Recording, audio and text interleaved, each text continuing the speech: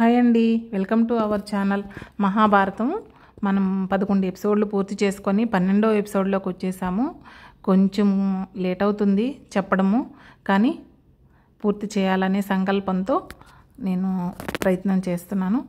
అయితే మహాభారతంలో మనం ఈ ఎపిసోడ్లో ఎవరి గురించి చెప్పుకున్నాం? లాస్ట్ ఎపిసోడ్లో కర్ణుడు గురించి, అర్జునుడు విద్యల గురించి, ఏం విద్యలు నేర్చుకున్నారు, అవి కర్ణుడు ఎవరి దగ్గర శిష్యరికం చేశారు అనే దాని గురించి చెప్పుకున్నాం కదా. ద్రోణాచార్యుడు, నేను విద్య నేర్పను, నీవు శివతపుత్రుడివి, నేను ఇలాంటి విద్యలు నేర్పను అని చెప్పి అవమానిస్తే వెళ్ళి కర్ణుడు పరశురాముని దగ్గర విద్యలన్నీ నేర్చుకొని వచ్చాడు.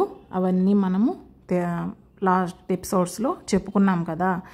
కర్ణుడు ఎంతటి విద్య నేర్చుకున్నాడంటే పరశురాముడి దగ్గర విలు విద్యలు అర్జునుడికి సరిసమానంగా నేర్చుకున్నాడు. అన్ని విద్యల్ని నేర్చుకొని అతను ప్రదర్శించడానికి వస్తూ ఉండగా ఎన్ని శాపాలకు గురయ్యాడో కూడా చెప్పుకున్నాం. చదువు నేర్పినటువంటి కన్న తల్లి చిన్నప్పుడే వదిలేసింది. చదువు నేర్పినటువంటి గురువుగారు చదువు పూర్తయిన తర్వాత నీకు ఆపత్కాలంలో ఈ విద్య నీకు గుర్తురాదు అని శపించాడు. తరువాత ఇంటికి వస్తూ ఉండగా భూమాత శాపాన్నిచ్చింది, ఒక బ్రాహ్మణుడు శాపాన్నిచ్చాడు. ఇలా 100 శాపాలకి గురైనాడు కర్ణుడు. ఎంత శాపగ్రస్తుడైనను శాపానికి గురైతే ఎంత బాధపడతాడు అనేది మనం ముందు ఎపిసోడ్స్లో తెలుసుకున్నాము. కర్ణుడు చాలా గొప్ప వీరుడు అయినను శాపగ్రస్తుడైనాడు. అయితే మనము చెప్పుకున్నాం కదా, విద్య పూర్తి చేసుకొని కౌరవులు పాండవులు రాజ్యానికి హస్తినాపుర రాజ్యానికి వచ్చారు అని చెప్పి హస్తినాపుర రాజ్యము సిద్ధం చేశారు. సభ, అందరూ రాజ్యాలు ప్రజలు అందరూ వచ్చి వాళ్ళ విద్యను ప్రదర్శిస్తే చూసేదానికోసం వస్తూ ఉన్నారు. ప్రజలందరూ వచ్చి కూర్చున్నారు. ఆ రోజు రానే వచ్చింది. సభని సిద్ధం చేసేశారు. రాజ్యంలోని రాజులు, ప్రజలు, అన్ని రాజ్యాల రాజులు అందరూ వచ్చి సిద్ధంగా కూర్చున్నారు. ఆ రోజు ధృతరాష్ట్ర మహారాజు చెప్పారు, ఎవరికి ఎలాంటి లోటు రాకూడదు, ప్రతి ఒక్కరూ సంతోషంగా మా పిల్లల విద్యను చూసి వెళ్ళాలి అనే విధంగా ఏర్పాట్లన్నీ చేశాడు. అందరూ కూర్చున్నారు. ధృతరాష్ట్ర మహారాజుకి గాంధారీదేవికి చెప్పేదానికి, అంటే వాళ్ళు చూడలేరు కదా పిల్లలు ఎలా, కౌరవులు పాండవులు ఎలా విద్యను ప్రదర్శిస్తారు చూసేదానికి వీలు లేదు కాబట్టి చెప్పేదానికి పక్కనే ఎప్పుడు విదురుడు ఉంటాడనమాట. విదురుడు అంటే ఎవరు? ధృతరాష్ట్రునికి తమ్ముడు అన్నమాట. ధర్మవంతుడు, ధర్మాన్నే జీవితంగా భావించాడు ఆయన విదురుడు. దాసికి పుట్టిన కొడుకు కదా, మనం తెలుసుకున్నాం. అంబికకు పుట్టిన కొడుకు ధృతరాష్ట్రుడైతే అంబాలికకు పుట్టిన కొడుకు పాండురాజు అయితే దాసికి వ్యాసునికి పుట్టిన కొడుకు విదురుడు. విదురుడు గొప్ప తెలివి గలవాడు. ధర్మాన్నే పాటిస్తూ ధర్మాన్నే ఆ బాటలోనే నడుస్తాడు. కానీ ఆయన ధర్మం వైపు ఉంటాడని చెప్పి ఎప్పుడూ పక్కనే పెట్టుకున్నాడు. అయితే విద్యను ప్రదర్శించడానికి అందరూ సిద్ధంగా ఉన్నారు. ఇప్పుడు ద్రోణాచార్యుడు చెప్తాడు, అయితే వినండి, నా శిష్యులు విద్యను ప్రదర్శించడానికి వచ్చేస్తున్నారు. మీరందరూ నా బిడ్డని, నా శిష్యుల్ని ఆశీర్వదించండి అని చెప్పి చెప్తాడు. మీరు రాజా నా శిష్యుల్ని సభలోనికి విద్యను ప్రదర్శించడానికి అనుమతి ఇవ్వాలి అని చెప్పి కోరుతాడు. పంపించండి అని చెప్పి రాజుగారు, ధృతరాష్ట్రుడైనటువంటి రాజుగారు, భీష్ముడు అందరూ ఎదురు చూస్తూ ఉంటాడు. అప్పుడు పిలుస్తాడన్నమాట ద్రోణాచార్యుడు. మొదటగా ఎవరిని పిలుస్తాడు? ధర్మరాజుని పిలుస్తాడు. ధర్మరాజు ఎందుకని పిలుస్తాడు? అందరికంటే పెద్దవాడు కాబట్టి. పాండురాజు కొడుకు ధర్మరాజు అందరికంటే పెద్దవాడు కాబట్టి ధర్మరాజుని పిలుస్తాడు. ధర్మరాజా, నీ ప్రదర్శనను నీవు నేర్చుకున్న విద్యను ప్రదర్శించు అని చెప్పి పంపుతాడు. ధర్మరాజు 2 కిలోమీటర్లు దూరం నుంచి అయినా సరే అతను నేర్చుకున్న విద్య ఏంటంటే వీటెను విసరడం. ఆ వీటే 2 కిలోమీటర్ల నుంచి విసిరినా కూడా ఎక్కడైతే పడాలి అని ధర్మరాజు అనుకుంటారో ఆయన ఆ స్థానంలో పడుతుందన్నమాట. అంతటి వీటిని గురి చూసి వేయగల సామర్థ్యం ఒక ధర్మరాజుకు ఉంటుంది.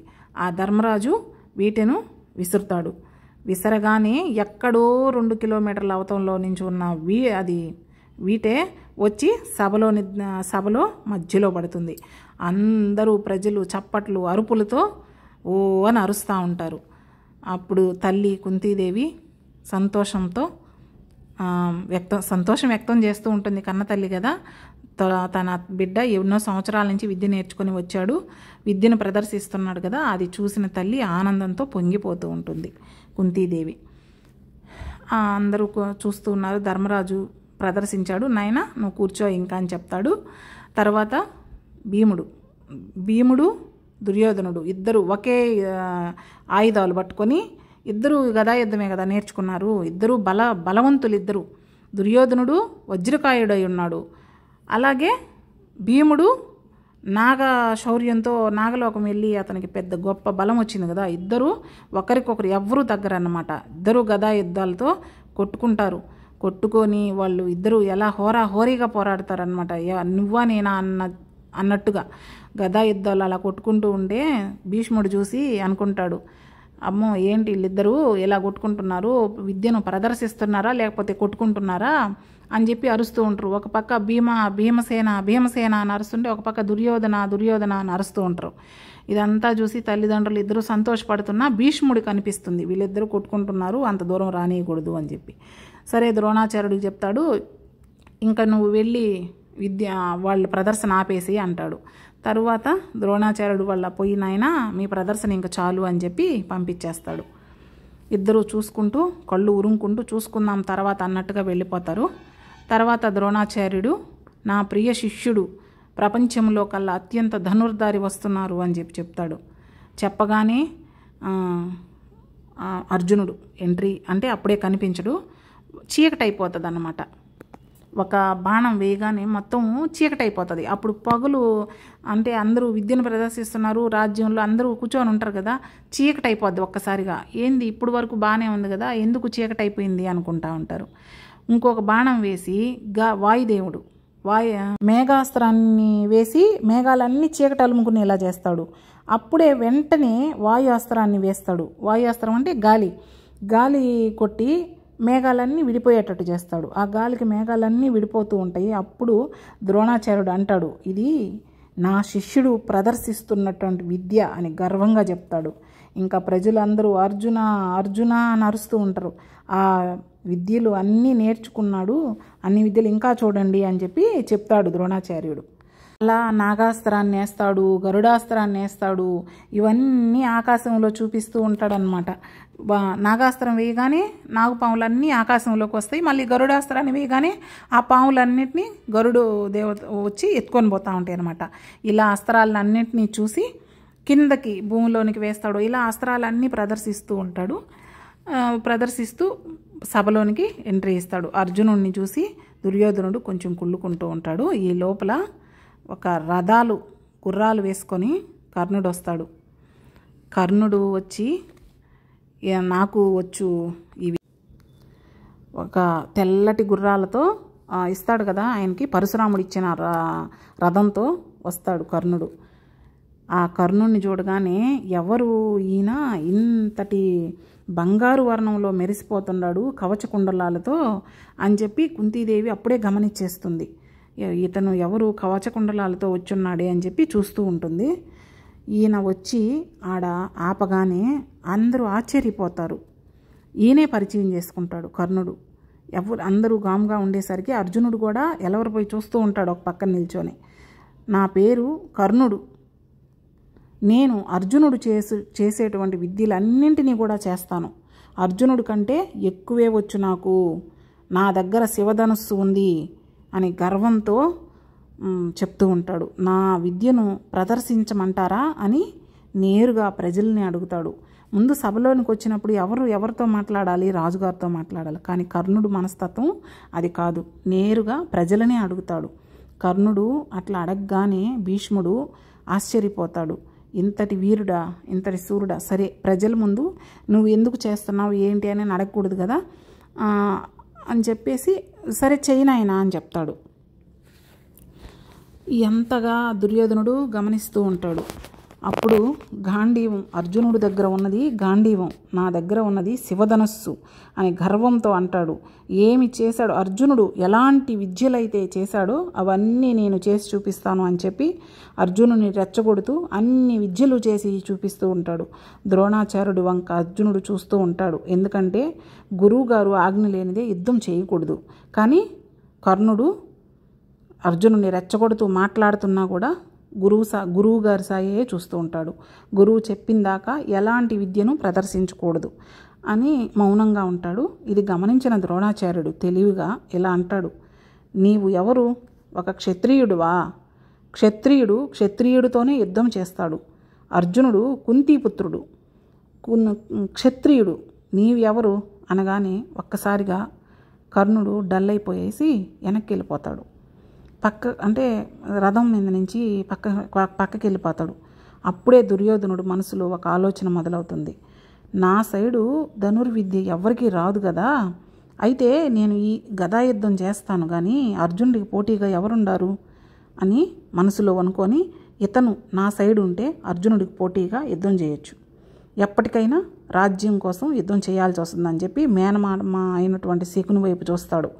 అడుగుతాడు అతను కర్ణుడు అర్జునుడికి పోటీగా ఉంటాడు, మన సైడు పెట్టుకుందామని చెప్పేసి ఇద్దరు సైగ చేసుకొని చెప్తారు.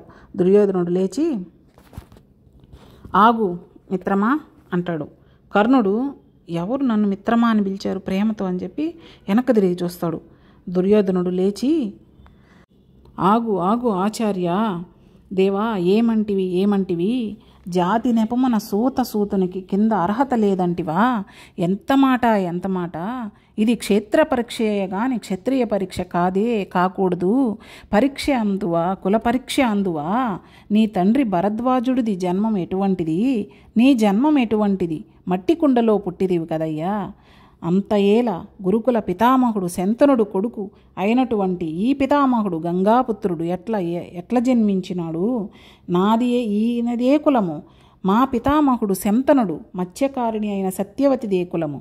సత్యవతి కుమారుడు అగు వ్యాసుడు పినతల్లి అయిన అంబాలికలకు పుట్టినాము కదా. ధర్మరాజు ధర్మానికి మారుపేరు అగినటువంటి విదురుడిది ఏ కులము? వ్యాసుడు దాసీనికి కనలేదా? సందర్భాన్ని బట్టి క్షత్రియ వృద్ధి ఏనాడో కులహీనమైనది కదా, నేడు కులము అంటున్నారే అని అంటాడు. ఇది ఇలా ఉండగా అంత గమనించుకుంటున్న కుంతీదేవి ఈ కవచకుండలాలతో ఉన్నది తన కుమారుడే, తన బిడ్డడే అని గుర్తించి కళ్ళు తిరిగి పడిపోతుంది. కానీ మళ్ళీ లేచి చెప్పలేదు కదా ఆమె తన బిడ్డ అని చెప్పి కూర్చుంటుంది. ఇంతలో ద్రోణాచార్యుడు వచ్చి దుర్యోధన ఆగు, మన భీష్ముడు వచ్చి దుర్యోధన ఆగు, మన పూర్వీకులు చాలా గొప్పవాళ్ళు, వాళ్ళను అవమానించవద్దు అని అంటాడు భీష్ముడు. దుర్యోధనుడు ఎక్కడ కర్ణుడు వెళ్ళిపోతాడు అని చెప్పి భీష్ముడి మాటలు పట్టించుకోకుండా అతని వైపునకు తిప్పుకోనటానికి కర్ణుణ్ణి రాజ్యం ఉంటేనే రాజా క్షత్రియుడా, అయితే నా రాజ్యం అంగరాజ్యాన్ని ఇచ్చేస్తున్నాను, క్షత్రియుడుగా దత్తత తీసుకుంటున్నాను అని చెప్పి వజ్రకిరీటం పెడతాడు. అప్పటికప్పుడే పురోహితుల్ని రప్పించి కర్ణుణ్ణి గొప్ప స్థానంలో నిలబెట్టాల, నేను నా రాజ్యం ఇస్తున్నాను, నా భాగానికి వచ్చేటువంటి రాజ్యం అని చెప్పి అంగరాజ్యాన్ని ఇచ్చేస్తాడు.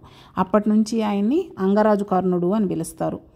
కర్ణుడు సంతోషంతో దుర్యోధనునికి హత్తుకొని నా ప్రాణం ఉన్నంత వరకు నీ యశస్సు కోసం నేను పాటుపడతాను, నీ కోసం నా ప్రాణం అని చెప్పి చెప్తాడు. ఇద్దరు ఒకరికొకరు గౌరవించుకొని తర్వాత గౌరవించుకొని అక్కడి నుంచి సభ అయిపోతుంది. అందరూ విద్యను ప్రదర్శిస్తారు. నకుల సహదేవులు అందరూ ఎలాంటి విద్య నేర్చుకున్నారో అన్నీ చెప్తారు, వెళ్ళిపోతారు.